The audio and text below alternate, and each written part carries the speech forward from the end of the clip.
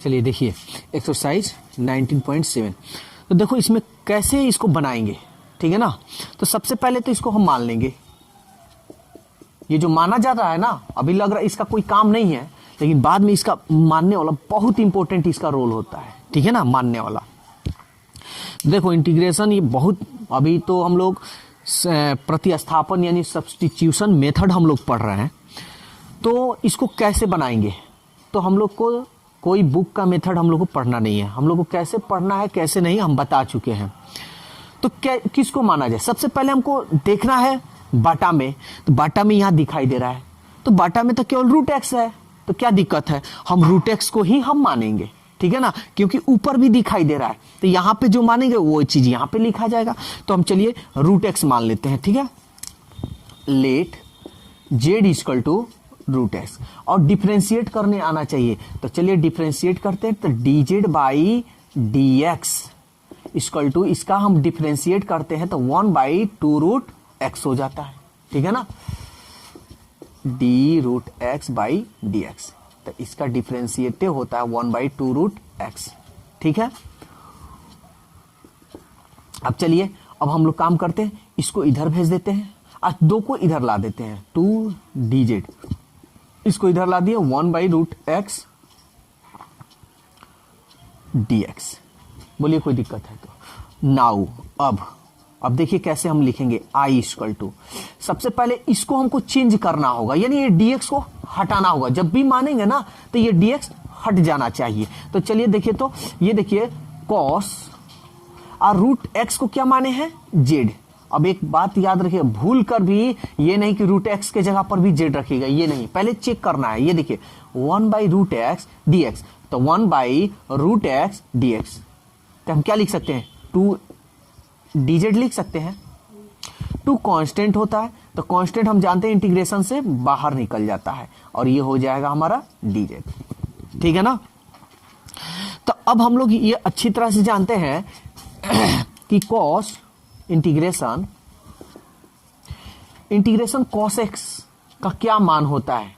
तो इंटीग्रेशन का cos x का ये भी हम अच्छे तरह से ट्रिक बतलाए हैं। तो इसका होता है sin x, x के जगह पर z। इसमें एक चीज डालना है, यानी ऐड करना है कांस्टेंट। अगर कांस्टेंट नहीं डालते हैं तो ये गलत हो जाता है। ये भी इसका बहुत इंपॉर्टेंट रोल है। इसका भी कभी कभी बाद में आगे हम लोग पढ़ेंगे तो इसमें कह देगा कि कांस्टेंट का मान निकालिए, अचर का मान निकालिए, सी का मान निकालिए, ठीक है। तो हम तो जेड माने हैं ना, तो मानने वाला आंसर हमारा नहीं होता है। तो जेड क्या माने हैं, देखिए तो जेड यानी रूट एक्स प्लस सी। तो ये रहा आपका आंसर। चलिए अब देखते हैं हम लोग क्वेश्चन नंबर 2। तो देखिए इसमें किसको मानेंगे, कंफ्यूजन में है, तो कोई कंफ्यूजन नहीं, ठीक है ना, एकदम इजी मेथड। सबसे पहले साइन के बगल में देखेंगे, यानी उसका न्यून कोण, साइन के जो बगल में होता है उसको न्यून कोण कहते हैं। तो साइन के बगल में क्या है, 1/x, तो हम इसी को मानेंगे, इसको कभी भी नहीं मानेंगे, ठीक है ना, इसको कभी नहीं मानेंगे। कभी भी मानेंगे तो साइन के जो न्यून कोण होगा उसी को मानना, ठीक है। चलो मान लेते हैं इसको। सबसे पहले मान लीजिए let I equal to integration, तो ये 1/x, late Z equal to 1/x करते हैं, D Z by d x, और डिफ्रेंसिएशन 1/x का होता है -1/x², ठीक है।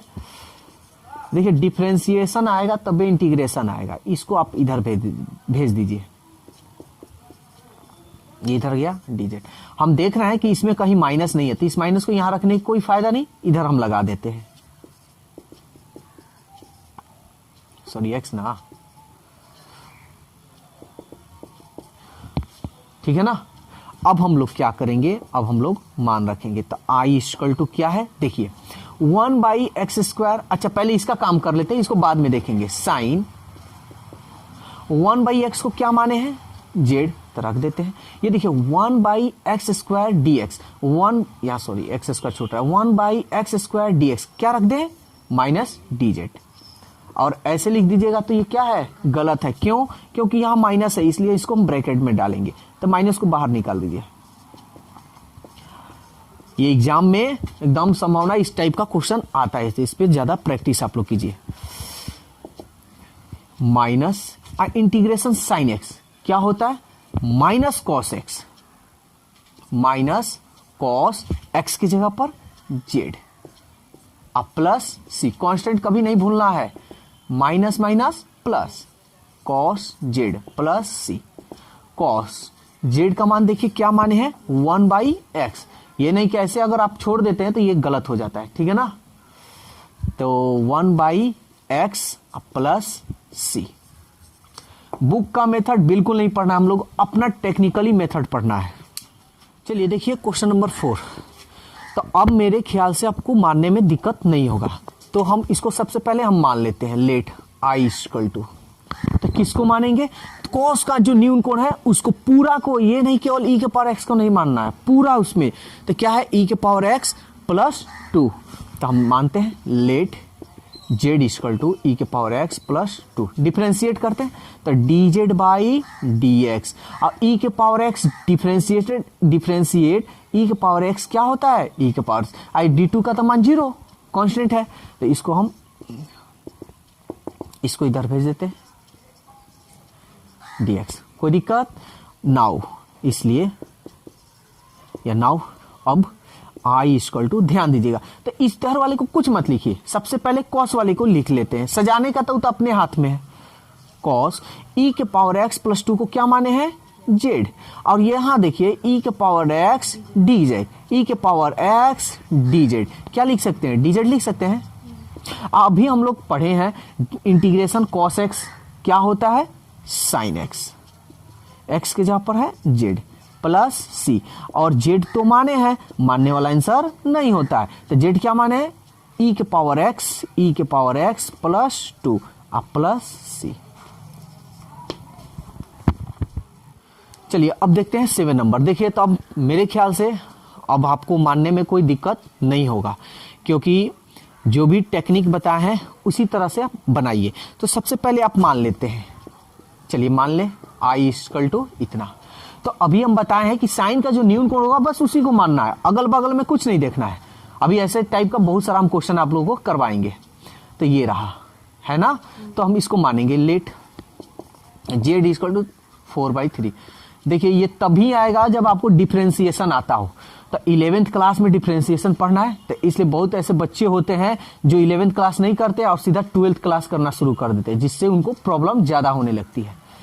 तो चलिए देखते हैं dz बाई dx, इसको हम देखिए डिटेल्स बता दे रहे हैं, ठीक है ना। dx के पावर 4/3, 4/3 हटेगा तो x यानी नीचे dx, dz बाई dx।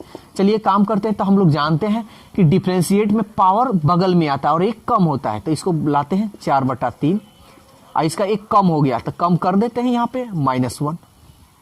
यहाँ डिटेल्स बता दे रहे हैं, वैसे डिटेल्स यहाँ लिखने की जरूरत नहीं है, नहीं आता तो आप लिख सकते हैं।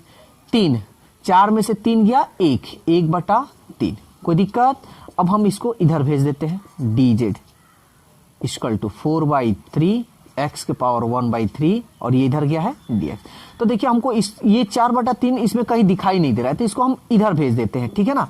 तो इधर गुना कीजिएगा तो 3 और ये बटा में आ जाएगा 4, ये आपका हो गया x के पावर 1/3 dx। क्लियर। अब हम लोग जो माने हैं उसके लिए जगह पे हम लोग रखते हैं। तो चलिए और देखते हैं इसको।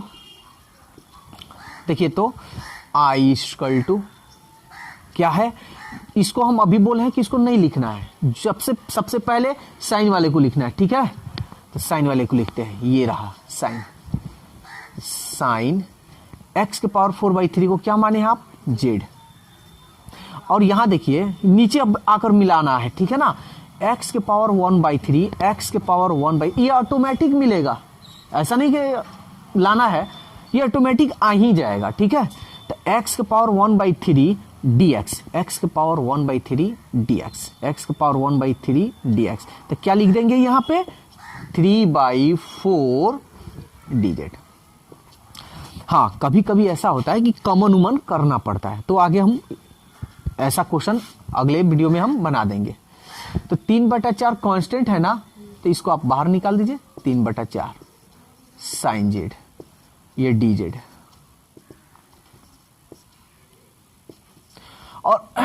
ये इंटीग्रेशन साइन एक्स का फॉर्मूला आप लोग जानते हैं, क्या होता है, माइनस कॉस एक्स यानी जेड, ठीक है ना। इसमें हम क्या जोड़ेंगे, कांस्टेंट चीज, हमेशा प्लस ही जोड़ेंगे। इसको आप बढ़िया से लिख दीजिए, -3/4 कॉस, जेड का मान क्या है देखिए, तो जेड का मान है x के पावर 4/3 अब प्लस c, ये रहा आपका आंसर। हाँ, मन में आपका ये हो रहा होगा कि c को कहीं इधर नहीं जोड़ सकते हैं, लेकिन सजा कर लिखेगा तो बेस्ट होगा। तो दोस्तों वीडियो कैसा लगा अपनी राय कमेंट्स बॉक्स में ज़रूर दें। अगर वीडियो अच्छा लगा है तो वीडियो को लाइक कीजिए, सब्सक्राइब कीजिए और इस वीडियो को ज़्यादा से ज़्यादा अपने दोस्तों में शेयर कीजिए। तो आज के लिए इतना ही, फिर अगले दिन मिलते हैं। Okay, bye bye.